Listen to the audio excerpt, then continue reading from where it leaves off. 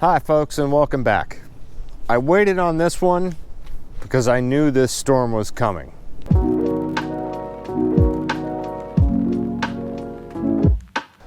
Hey folks, welcome back. Just a quick one. What we are looking at is the runoff from the storm that pretty much crossed the entire country over the last few days. It is Monday, December 11th, and as you can see, the Monocacy is pretty wild right now. When I woke up this morning, there was snow on the ground, but what is absolutely sure is there's a ton of runoff from the rain that preceded the snow. And we've still got snow in areas, just not here. So for the small feeders of the Potomac Watershed, Monocacy was sitting at 250 cubic feet per second at Interstate 70. It currently reads 1,300, but this right here is 1,800 cubic feet per second, so it is on its way down. And if you look at the gauges that are available online, I'm thinking the one at 70 is going to be a little bit wrong at the end of the day. It's probably going to get up to about 3,000 or so. Overnight on the Potomac, Pawpaw went from 700 cubic feet per second to 2,000.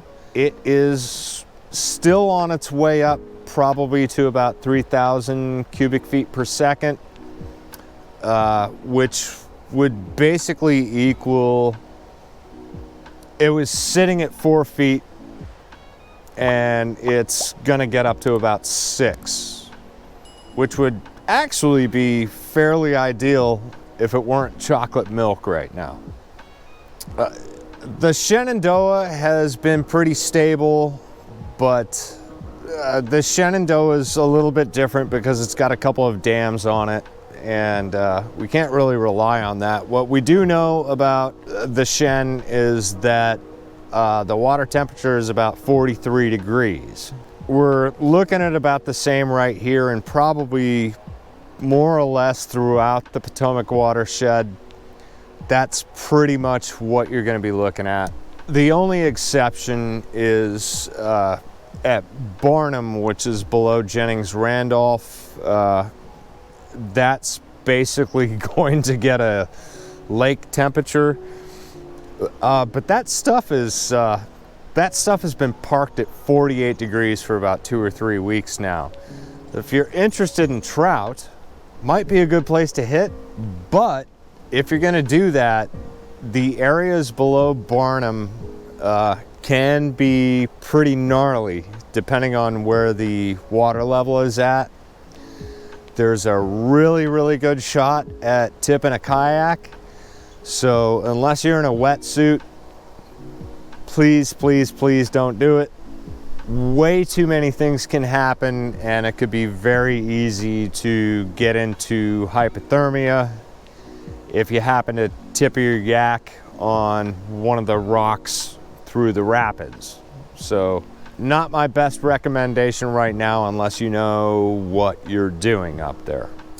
Most of this should seed through here over the next day or so. This is already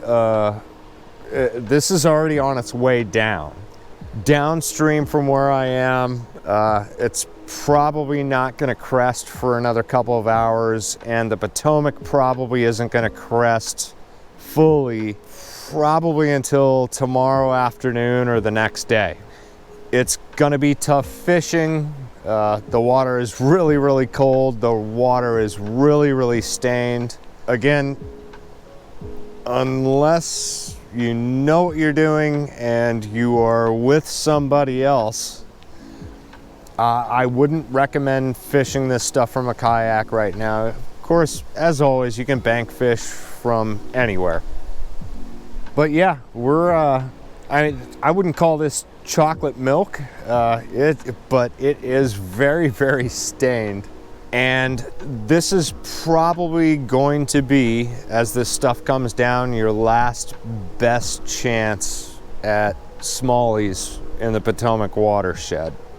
Once it gets down below 40, they go pretty lethargic, and the water temperature is sitting at 42.5 right now, right here.